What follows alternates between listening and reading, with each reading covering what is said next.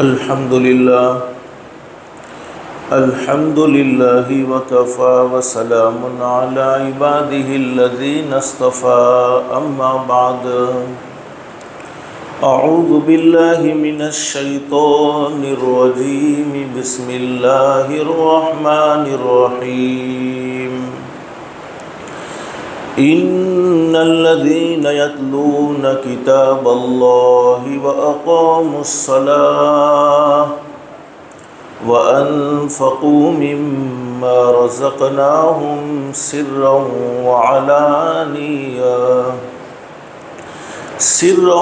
وعلانية يرجون تجارة لن تبور صدق الله العظيم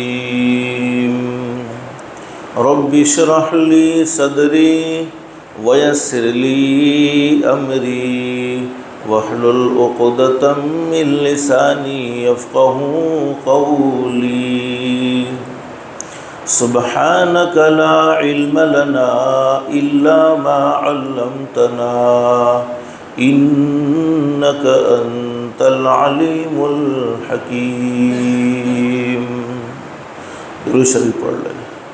اللهم صل على محمد وعلى آل محمد كما صليت على إبراهيم وعلى آل إبراهيم إنك حميد مجيد.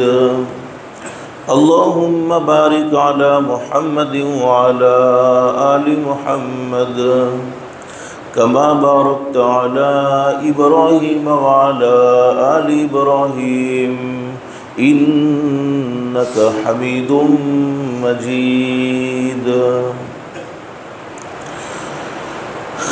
آج رمضان المبارک کے مہینے کا 13واں روزہ ہے.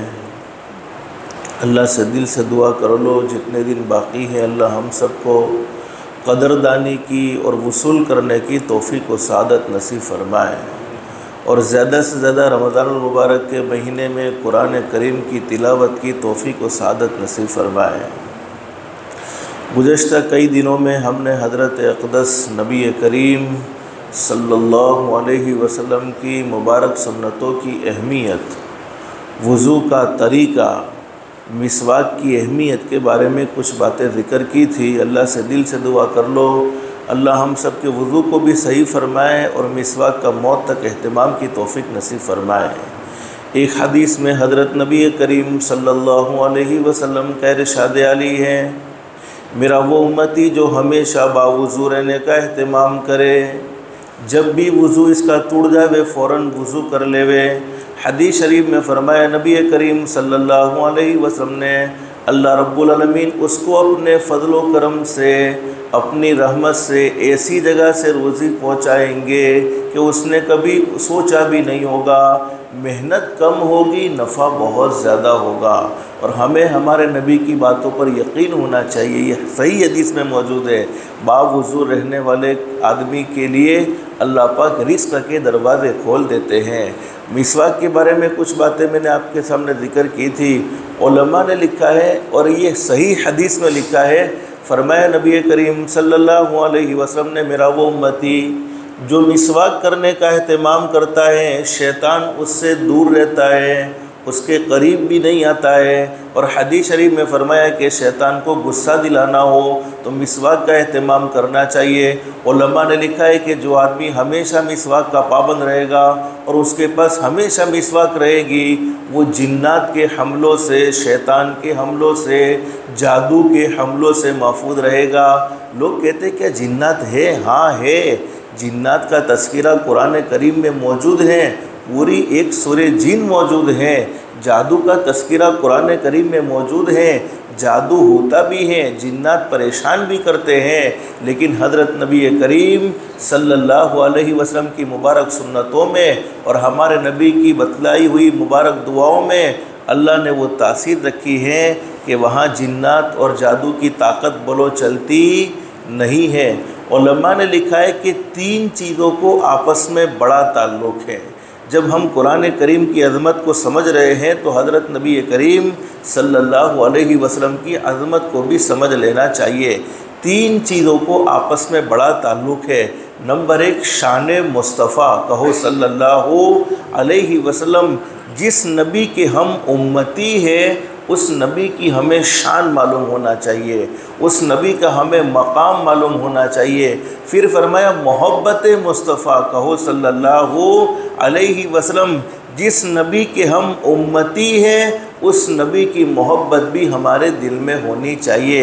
پھر فرمایا اطاعت مصطفیٰ، جب ہمیں شان سمجھ میں آئے گی تو دل میں محبت پیدا ہو جائے گی، دل میں محبت پیدا ہو جائے گی تو پھر حضرت نبی کریم صلی اللہ علیہ وسلم کی سنتوں کے مطابق زندگی گزارنا آسان ہو جائے گا۔ اور قرآن کریم میں اللہ رب العالمین خوشخبری سنا رہے ہیں، مَن يُطِعِ اللَّهَ وَرَسُولَهُ فَقَدْ فَازَ فَوْزًا عَظِيمًا۔ اللہ فرماتے ہیں جس نے اللہ کے حکم کے مطابق، ہر عمل اللہ کے حکم کے مطابق، ہر کام حضرت نبی کریم صلی اللہ علیہ وسلم کے سنت کے مطابق کیا، اللہ کی بھی اطاعت کی، اللہ کے نبی کی بھی اطاعت کی، فرمایا فقد فاز فوزا عظیما، اللہ پاک اسے دنیا میں ایسی کامیابی نصیب فرمائیں گے اور آخرت میں ایسی کامیابی نصیب فرمائیں گے جس کے بعد اسے کبھی ناکامی کا منہ نہیں دیکھنا پڑے گا۔ اللہ ہم سب کو قرآن کریم کی آیتوں پر یقین نصیب فرمائے۔ ایک مرتبہ بخاری شریف میں حدیث موجود ہے، حضرت انس رضی اللہ تعالیٰ عنہ ہمارے آقا تاجدار مدینہ محمد الرسول اللہ صلی اللہ علیہ وسلم کی خدمت میں تشریف لائے، فرمائے میرے محبوب ہم آپ سے محبت تو کرتے ہیں، اور بولو صحابہ کرام محبت کرتے تھے کہ نہیں کرتے تھے؟ بہت زیادہ محبت کرنے والے تھے صحابہ کرام حضرت نبی کریم صلی اللہ علیہ وسلم سے۔ لیکن اللہ کے نبی سے سوال کر لیا، اللہ کے نبی بتلائیے تو صحیح آپ سے محبت کس درجے کی ہونی چاہیے؟ محبت کا تھرمومیٹر، محبت کا لیول کیا ہونا چاہیے؟ کس درجے کی ہم آپ سے محبت کریں؟ حضرت نبی کریم صلی اللہ علیہ وسلم نے فرمایا، بخاری شریف میں حدیث موجود ہے، آدمی اس وقت تک مومن نہیں ہو سکتا ہے، ہمارے نبی اس کے ایمان کی نفی کرتے ہیں، اس کے پاس اس وقت تک ایمان ہے ہی نہیں جب تک کہ اس کے دل میں، یعنی میرے امتی کے دل میں میری محبت اس کے ماں باپ سے، اس کے بچوں سے اور تمام کے تمام رشتہ داروں سے اور دنیا کے تمام لوگوں سے زیادہ نہ ہو جائے، یعنی جب تک ہمارے دل میں ہمارے نبی کی محبت ہمارے ماں باپ سے زیادہ نہیں ہوگی، ہمارے بچوں سے زیادہ نہیں ہوگی، ہمارے رشتہ داروں سے زیادہ نہیں ہوگی، تب تک ہم سچے مومن بولو ہو سکتے نہیں ہیں۔ اب یہ چیک کرنا ہو کہ ہمارے دل میں ہمارے رشتہ داروں کی محبت ہے یا ہمارے نبی کی زیادہ محبت ہے، تو ہم اپنی زندگی کو چیک کر سکتے ہیں، ہماری شادیوں کے موقع چیک کر سکتے ہیں، ہماری خوشیوں کے موقع، ہمارے غمی کے موقع، کہ ہم اس وقت رواج کو سامنے رکھتے ہیں یا حضرت نبی کریم صلی اللہ علیہ وسلم کی مبارک سنتوں کو سامنے رکھتے ہیں۔ علامہ جلال الدین سیوطی رحمۃ اللہ علیہ بڑے زبردست ولی کامل گزرے ہیں، ان کی عربی زبان میں ایک کتاب ہے الخصائص الکبریٰ، یہ سیرت کی بہترین کتاب الخصائص الکبریٰ، جس میں حضرت نبی کریم صلی اللہ علیہ وسلم کی بڑی بڑی خصوصیات کو، بڑے بڑے کمالات کو جمع کیا گیا ہے۔ اور میرے پیارو یقیناً ہمارے نبی بولو با کمال آدمی تھے، آپ سے بڑھ کر بولو کوئی کمال والا آدمی تھا نہیں۔ اور ایک انسان دوسرے انسان سے محبت کرتا ہے، انسان کا دل کسی نہ کسی کی طرف مائل تو ہوتا ہی ہوتا ہے، محبت کیے بغیر انسان کے دل کو بولو قرار آتا نہیں ہے، محبت تو ہوتی ہی ہوتی ہے۔ جب بھی کوئی ایک انسان دوسرے انسان سے محبت کرتا ہے تو اس کے پیچھے کچھ باتیں ہوتی ہے۔ نمبر 1، ایک انسان دوسرے انسان سے اس لیے محبت کرتا ہے کہ وہ سامنے والا خوبصورت ہے، چاہے چہرے کی خوبصورتی ہو چاہے دل کی خوبصورتی ہو، لیکن آدمی اس سے محبت کرنے لگتا ہے۔ اور میرے پیارو ہمارے نبی حضرت محمد الرسول اللہ صلی اللہ علیہ وسلم کی خوبصورتی سے بڑھ کر بولو کسی کی خوبصورتی نہیں ہو سکتی ہے، بلکہ حدیث شریف میں فرمایا، ایک صحابی فرماتے ہیں ایک مرتبہ 14ویں رات کا چاند نکلا ہوا تھا، میرے محبوب حضرت محمد الرسول اللہ صلی اللہ علیہ وسلم کا بھی وہاں سے گزر ہوا، میں ایک طرف آسمان پر چاند کو دیکھنے لگا، دوسری طرف حضرت نبی کریم صلی اللہ علیہ وسلم کے مبارک چہرے کو دیکھنے لگا، میرے دل نے فیصلہ کر لیا اگرچہ یہ آسمان کا چاند چمکدار نظر آتا ہے اور 14ویں رات کے چاند میں تو اتنی روشنی ہوتی ہے کہ بولو لائٹ جلانے کی بھی ضرورت پیش آتی نہیں ہے۔ اگرچہ یہ آسمان کا چاند چمکدار نظر آتا ہے، لیکن میرے محبوب حضرت محمد رسول اللہ صلی اللہ علیہ وسلم کے مبارک چہرے کی خوبصورتی کے سامنے یہ چاند تو ماند پڑ چکا ہے، یعنی یہ چاند بھی پھیکا پڑ چکا ہے۔ تو ایک آدمی دوسرے آدمی سے محبت کرتا ہے، خوبصورتی کی وجہ سے محبت کرتا ہے، چاہے چہرے کی خوبصورتی ہو چاہے دل کی خوبصورتی ہو۔ ہر کوئی آدمی چاہتا ہوگا کہ اللہ ہمیں بھی خوبصورت بنائے، بولو چاہتا ہے کہ نہیں چاہتا؟ اور خوبصورت بننے کے بڑے بڑے ٹوٹکے استعمال کیے جاتے ہیں۔ بہت سے ہمارے جوانوں کو دیکھا وہ فیئر اینڈ لولی بھی لگاتے ہیں۔ علماء نے لکھا ہے کہ جو آدمی لمبے لمبے سجدے کرنے کا عادی ہوگا، سجدہ اس کا حضرت نبی کریم صلی اللہ علیہ وسلم کی سنت کے مطابق ہوگا، اللہ پاک اس کی خوبصورتی کو بڑھاتے چلے جائیں گے۔ اس لیے آپ جو احباب 5 وقت کی نماز کا اہتمام کرنے والے ہیں ان کے چہرے کو دیکھ لیجئے کہ ان کے چہرے کی نورانیت ایک الگ معلوم ہوگی، اور جو نماز نہیں پڑھنے والے ہیں ان کے چہرے کی نورانیت الگ معلوم ہوگی۔ تو خوبصورتی بڑھانا چاہتے ہیں، سجدوں کو خشوع اور خضوع کے ساتھ کرو۔ اور اللہ کو بندے کی سب سے زیادہ کوئی ادا نماز میں پسند ہے تو وہ لوگ کون سی ادا ہے؟ سجدہ کرنا۔ تو سجدہ سنت کے مطابق ہوگا تو اللہ پاک خوبصورتی کو بڑھاتے چلے جائیں گے۔ تو سب سے پہلی وجہ ایک آدمی دوسرے آدمی سے محبت کرتا ہے، خوبصورتی کی وجہ سے محبت کرتا ہے۔ ہمارے نبی سے بڑھ کر بولو دنیا میں کوئی خوبصورت نہ آیا نہ قیامت تک بولو آ سکتا ہے۔ دوسرا، کسی کے پاس مال ہوتا ہے تو ہمارا دل اس کی طرف جھکنے لگتا ہے، سیٹھ صاحب۔ یہ مال ہوتا ہے تو مال اس کی خود کی عزت نہیں ہوتی ہے، بلکہ کس کی عزت ہوتی ہے؟ اس کے مال کی عزت ہوتی ہے۔ حدیث شریف میں حضرت نبی کریم صلی اللہ علیہ وسلم سے اللہ نے فرمایا، میرے محبوب اللہ سے دل سے دعا کر لو یہ رمضان کے مبارک مہینے میں اللہ ہر ایک کو مکۃ المکرمہ کی حاضری نصیب فرمائے، اللہ ہر ایک کو مدینۃ المنورہ کی حاضری نصیب فرمائے۔ ہمارے نبی سے اللہ نے فرمایا میرے محبوب فکر کرنے کی ضرورت نہیں ہے، اگر آپ چاہے تو یہ پورے مکے کی زمین کو سونے کی بنا دی جائے۔ جب مکے کی زمین سونے کی بن جاتی اور اللہ نے خود فرمایا میرے محبوب آپ جہاں چاہیں گے یہ زمین بھی آپ کے ساتھ چلے گی۔ اگر ہمارے نبی تمنا کر لیتے تو بولو ہمارے نبی سے بڑھ کر دنیا میں کوئی مالدار ہو سکتا تھا؟ اور مدینۃ المنورہ جن احباب نے حج کیا ہے، عمرہ کیا ہے، ان سے احد پہاڑ کی سائز کو پوچھ لینا چاہیے، کتنا لمبا وسیع، بلکہ 8 کلومیٹر کے تقریباً احد پہاڑ کی سائز ہوگی۔ حدیث شریف میں موجود ہے حضرت نبی کریم صلی اللہ علیہ وسلم صلی اللہ نے فرمایا میرے محبوب اگر آپ چاہیں تو یہ احد کا پہاڑ آپ کے لیے سونے کا بنا دیا جائے، اور صرف اتنا ہی نہیں سونے کا بن جائے بلکہ جہاں جہاں آپ چاہیں گے یہ پہاڑ بھی آپ چلتے رہیں گے، آپ کے ساتھ پہاڑ بھی چلتا رہے گا، جب آپ کو ضرورت ہو آپ اس سونے کا استعمال کر سکتے ہیں۔ ہمارے نبی چاہتے تو بولو اگر اللہ ہمیں یہ آفر کرے تو تیار، آپ تیار اچھی اور سب دعا کر دو ایک دکان لیدی سے بیجی پر مڑی جائے، بیجی لیدی تیجی پر ضرور ہوتی تیجی پر مڑی جائے۔ یعنی حدیث شریف میں لکھا، یہ صحیح حدیث میں ہے کہ انسان کو ایک جنگل بھر کر بھی سونا مل جائے نا پھر بھی اس کا پیٹ بھرتا، وہ کہتا ہے دوسرا مل جائے، دوسرا بھر کر بھی مل جائے، کہتا ہے تیسرا مل جائے، یہاں تک کہ حدیث شریف میں لکھا ہے کہ انسان کا پیٹ تو قبر کی مٹی ہی بھرتی ہے۔ ہمارے نبی حضرت محمد رسول اللہ صلی اللہ علیہ وسلم کو جب اللہ نے فرمایا میرے محبوب آپ چاہے تو احد کا پہاڑ سونے کا بنا دیا جائے، ہمارے نبی نے دونوں ہاتھ اٹھائے اور کہا کہ اللہ میں نہیں چاہتا کہ یہ احد کا پہاڑ میرے لیے سونے کا بنا دیا جائے، بلکہ میں تو چاہتا ہوں کہ مجھے ایک دن روزی ملے تو مجھے ایک دن فقر و فاقہ کرنا پڑے، جس دن مجھے روزی ملے گی اس دن میں تیرا شکر ادا کروں گا، اور جس دن مجھے فقر و فاقہ کرنا پڑے گا اس وقت میں صبر کروں گا، شکر کر کے میری امت کے مالداروں کو سبق سکھلاؤں گا اور صبر کر کے میری امت کے غریبوں کو سبق سکھلاؤں گا، تاکہ میری امت مال کی وجہ سے بولو لڑے نہیں، شکر کریں گے، اللہ کی طرف سے نعمت ملتی ہے تو شکر ادا کرنا چاہیے، نہیں ملا ہے صبر کرنا چاہیے، شکر بھی اللہ کی بہت بڑی نعمت ہے، صبر بھی اللہ کی بہت بڑی نعمت ہے، اور شکر کرنے پر تو نعمتیں بڑھتی ہی چلی جاتی ہیں، اس لیے ہمیشہ شکر کرتے رہنا چاہیے۔ جتنی اللہ پاک نے ہمیں نعمتیں نصیب فرمائی ہیں ان نعمتوں پر اللہ کا شکر ادا کرتے رہنا چاہیے۔ تو دوسری بات، اگر کوئی آدمی کسی سے محبت کرتا ہے تو مالداری کی وجہ سے محبت کرتا ہے، اگر صحیح معنی میں ہمارے نبی کو دیکھا جائے تو ہمارے نبی سے بڑھ کر بولو دنیا میں کوئی مالدار نہیں۔ تیسری بات، اگر کسی کے پاس کوئی کمال ہوتا ہے، با کمال آدمی ہوتا ہے کوئی اچھا ڈاکٹر ہوتا ہے شفا دینے والا، بولو کون؟ اللہ۔ لیکن اس کی دوا سے ہمیں راحت مل جائے تو ہم کہتے نہیں فلاں ڈاکٹر میں بڑا کمال ہے، اچھا ٹیسٹ کیا ہے، اس کی دوا سے مجھے راحت پہنچ گئی ہے۔ اصل شفا کس نے دی ہے؟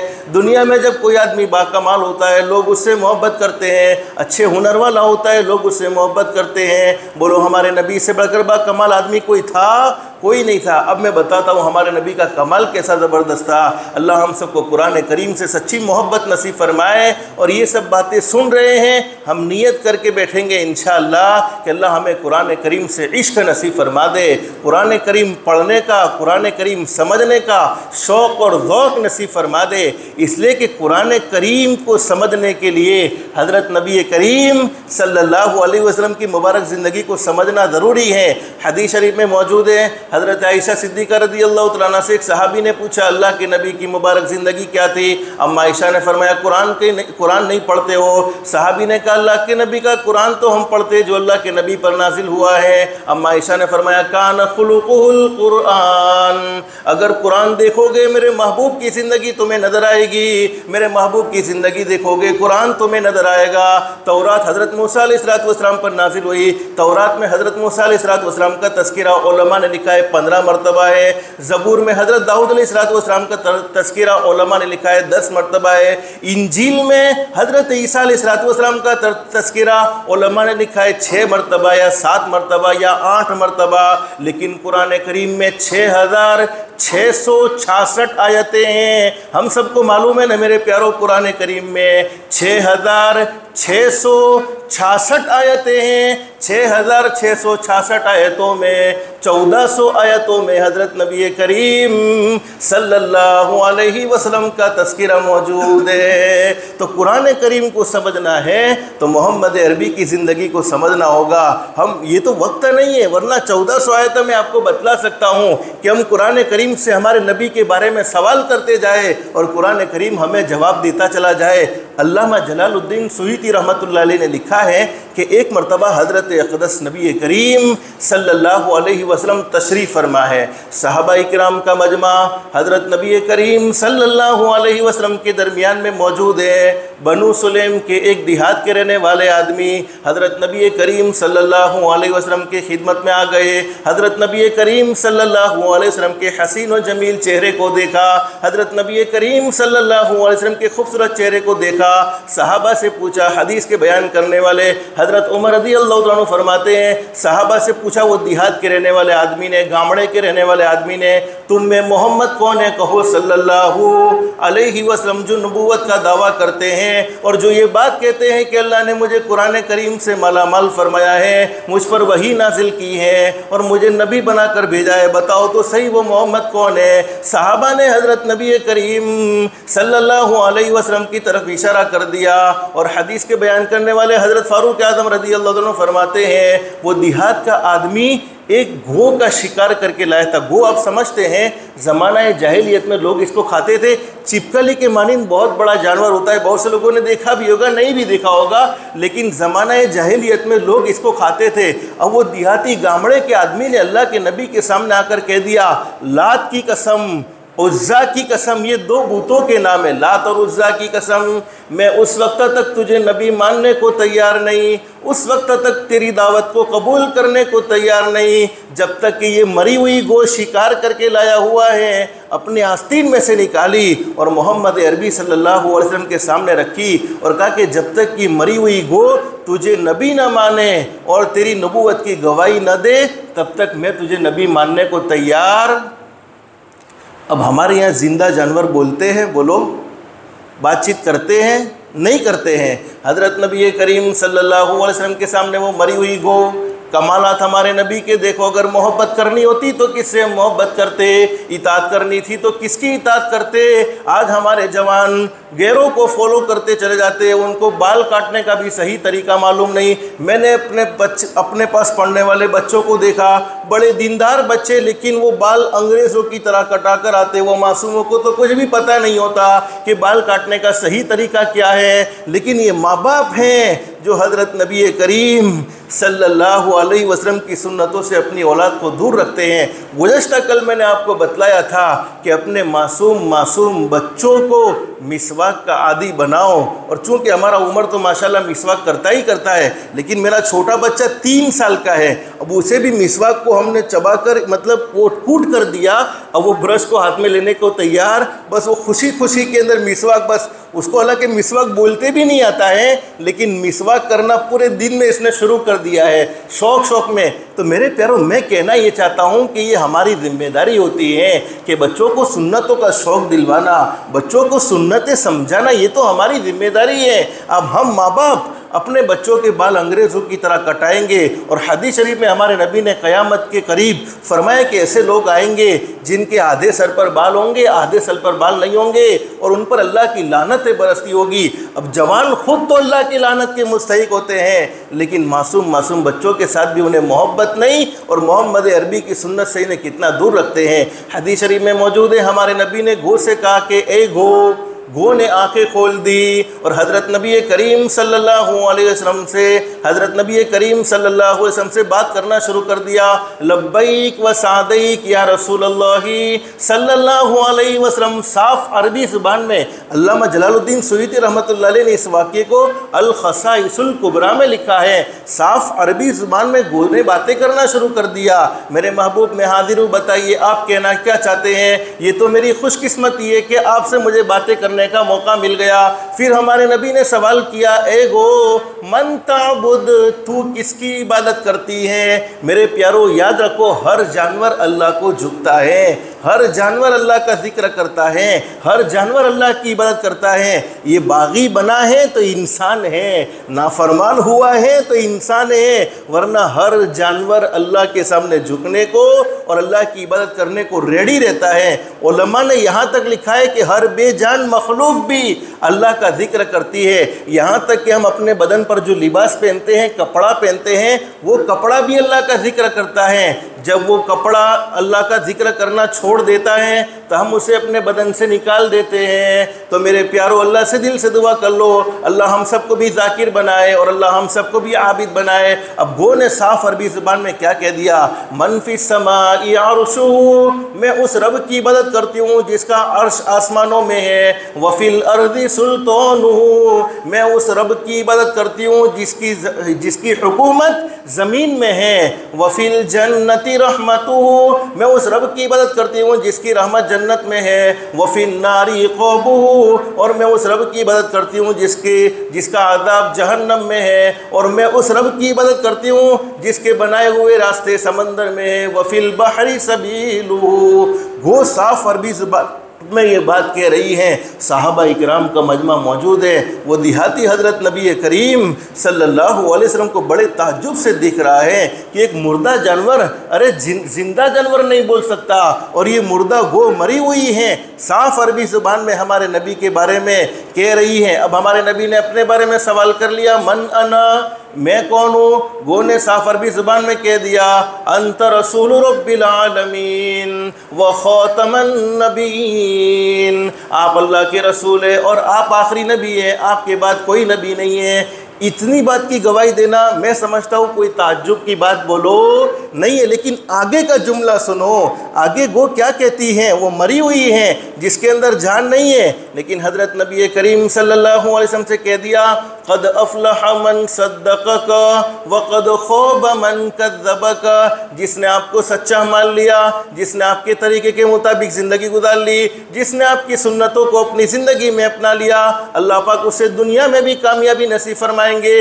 عربی جاننے والے سمجھتے ہیں فلاح، افلح، یہ ایسی کامیابی ہے کہ اس کا ترجمہ ہمارے پاس اردو میں ہے ہی نہیں کہ اللہ کیا دینے والے ہیں، اس وجہ سے اسے مجبوراً اردو میں کامیابی کہنا پڑا ہے، ورنہ اللہ بہت کچھ دیں گے۔ قد افلح من صدقک وقد خوب من کذبک، اور جس نے آپ کو جھٹلا دیا، اپنی منمانی زندگی گزاری، اللہ کو ناراض کر کے زندگی گزاری، پھر معاملہ یہ ہوگا کہ دنیا کی زندگی میں بھی ناکام ہو جائے گا اور اللہ حفاظت فرمائے آخرت کی زندگی میں بھی ناکام ہو جائے گا۔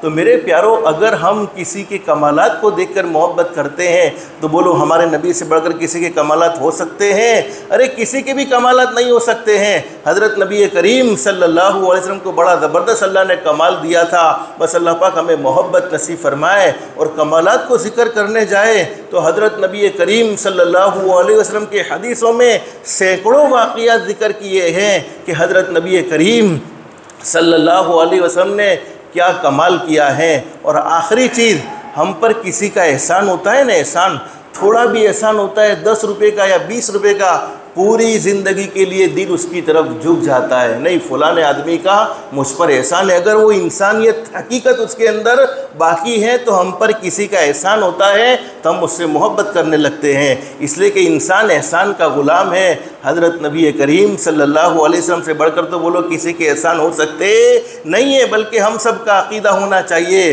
اللہ کے بعد اگر ہم پر سب سے زیادہ کسی کے احسانات ہیں تو ہمارے آقا تاجدار مدینہ محمد الرسول اللہ صلی اللہ علیہ وسلم کے احسانات ہیں۔ اور ہم سب جانتے ہیں قیامت کا میدان قائم ہوگا، بولو قیامت آئے گی کہ نہیں آئے گی؟ ایک نہ ایک دن یہ دنیا ختم ہو جائے گی۔ اپنی مجلسوں میں تذکیر قیامت کے کرو، اپنی مجلسوں میں تذکیر آخرت کے کرو کہ قیامت کا سامنا کرنا ہے، قبر کا سامنا کرنا ہے، حشر کا سامنا کرنا ہے، حساب کتاب کا سامنا کرنا ہے، قیامت میں اللہ کے سامنے کھڑے ہونا ہے، قیامت کا میدان قائم ہوگا۔ اس وقت تمام کے تمام انبیاء کرام قیامت کے میدان میں موجود ہوں گے۔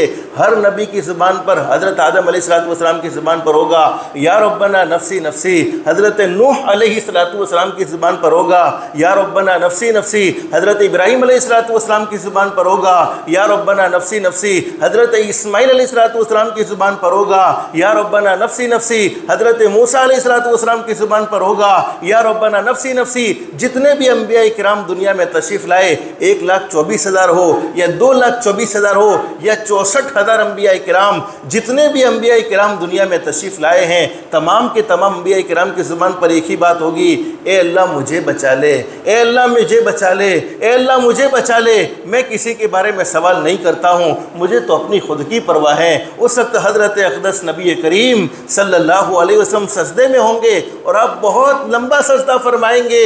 اس وقت اللہ رب العالمین فرمائیں گے میرے محبوب سجدے سے اپنے سر کو اٹھاؤ، سارے نبیوں نے اپنے متعلق مانگا ہے، میرے محبوب آپ بھی تو مانگیے کہ آپ کیا مانگنا چاہتے ہیں۔ اس وقت ہمارے نبی حضرت محمد الرسول اللہ صلی اللہ علیہ وسلم سجدے سے اٹھیں گے، آپ کا پورا چہرہ مبارک آنسوؤں سے تر ہوگا اور ہمارے نبی کہیں گے یا ربنا امتی امتی، سب کو اپنی فکر ہے، مجھے میری امت کی فکر ہے۔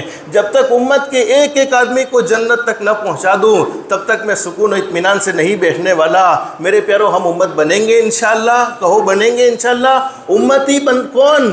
اگر امتی ہیں تو ہمارے نبی ہاتھ پکڑ کر جنت تک پہنچائیں گے۔ امتی کون؟ جس کی زندگی میں دو باتیں ہوگی، من یتابع سیرتی و سورتی رسول اللہ صلی اللہ علیہ وسلم، جس کی زندگی اللہ کے نبی کی زندگی کے مطابق ہوگی اور جس کی صورت اللہ کے نبی کی صورت کے مطابق ہوگی، وہ امتی ہیں۔ اور امتی ہیں تو ہمارے نبی فرماتے ہیں وہ قیامت میں پریشان نہیں ہوگا، بلکہ میں اس کا ہاتھ پکڑ کر اسے جنت تک پہنچا دوں گا۔ باقی باتیں رہ گئی، زندگی رہی تو انشاءاللہ اس کو آئندہ ذکر کریں گے۔ ہمارے نبی کے اللہ نے ہم پر بڑے احسان، ہمارے نبی کے احسان عظیم ہم پر ہیں، ان احسان کا بدلہ بولو ہم چاہے تب بھی نہیں ادا کر سکتے ہیں۔ بس اللہ سے دل سے دعا کرتے ہیں اللہ تو ہمارے نبی کو ہماری طرف سے بہترین بدلہ نصیب فرما، بہترین اللہ پاک ہمارے نبی کو ہماری طرف سے جزا نصیب فرما۔ بس یہی دعا ہم کرتے رہیں اور زیادہ سے زیادہ درود شریف پڑھتے رہیں، ورنہ ہم ہمارے نبی کے احسان کا بدلہ بولو دے سکتے نہیں ہے۔ آخر میں ایک دعا آپ کو بتلا دیتا ہوں، قرآن کریم کی ایک چھوٹی سی آیت کریمہ ہے 70ویں پارے میں۔ جب بھی ہمیں تھوڑی بہت بیماری، بولو بیماری تو ہر انسان کے ساتھ لگی ہوئی ہے، کبھی سر کا درد ہے، کبھی سردی ہے، کبھی بخار ہے، کبھی پیٹ کا درد ہے، کوئی نہ کوئی بیماری ہمارے ساتھ بولو لگی ہوئی ہے۔ اور بیماری آئے تو اللہ کی ناشکری نہیں کرنی چاہیے۔ حدیث شریف میں لکھا ہے کہ ایک گھڑی کا بخار، تھوڑی دیر کا بخار پوری زندگی کے گناہوں کو معاف کر دیتا ہے۔ تو بیماری تو اللہ پاک گناہوں کو معاف کرنے کے لیے، گناہوں کو صاف کرنے کے لیے دیتے ہیں۔ اللہ پاک کسی سے ناراض ہو کر اسے بیمار نہیں کرتے ہیں، بلکہ اس سے محبت ہوتی ہے تو بیماری دے کر اس کے گناہوں کو پاک اور صاف کر لیتے ہیں۔ جب بھی کوئی بیماری آ جائے تو قرآن کریم کی ایک آیت کریمہ ہے، لا الہ الا انت سبحانک انی کنت من الظالمین۔ ہر ایک کو یاد ہوگی، یاد نہیں ہے تو یاد کر لو، بہت پاورفل آیت ہے، لا الہ الا انت سبحانک انی کنت من الظالمین۔ ایک مرتبہ پڑھ لو، لا الہ الا انت سبحانک انی کنت من الظالمین۔ حدیث شریف میں لکھا ہے، میرا وہ امتی جس نے اپنے بیماری کے دنوں میں، تکلیفوں کے دنوں میں 40 مرتبہ اس آیت کریمہ کو پڑھا اور اللہ نہ کرے وہ بیماری میں دنیا سے چلا گیا، اللہ پاک اسے شہیدوں کے ساتھ اٹھائے گا، یعنی شہادت کا مرتبہ نصیب فرمائے گا۔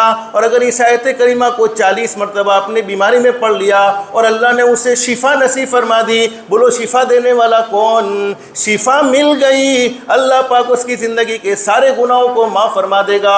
اور ترمذی شریف میں حدیث موجود ہے، حضرت نبی کریم صلی اللہ علیہ وسلم نے فرمایا، میرے امتیوں سن لو، یہ حضرت یونس علیہ السلام کی دعا ہے، انہوں نے مچھلی کے پیٹ میں اللہ سے مانگی تھی۔ کوئی آدمی اپنی زندگی میں کامیابی کی دعا مانگنا چاہتا ہے، اپنی مراد کو پورا کروانا چاہتا ہے، مناسب جگہ پر شادی کرنا چاہتا ہے، اسے کوئی لڑکی نہیں ملتی، اچھی جگہ شادی ہو جاوے، اس کی جو امید ہے امید سے اچھی اسے لڑکی مل جائے، یا کوئی اور بھی کامیابی وہ چاہتا ہے، اس آیت کریمہ کو پڑھنے کے بعد اللہ سے جو بھی سوال کرے گا اس کے ہاتھ اٹھا کر نیچے رکھنے میں تو دیر ہو سکتی ہے، لیکن اللہ کے بولو عطا کرنے میں دیر نہیں ہو سکتی ہے۔ تو اس آیت کریمہ کو پڑھیں گے انشاءاللہ، جب بھی اللہ سے کچھ مانگنا ہو، لا الہ الا انت سبحانک انی کنت من الظالمین۔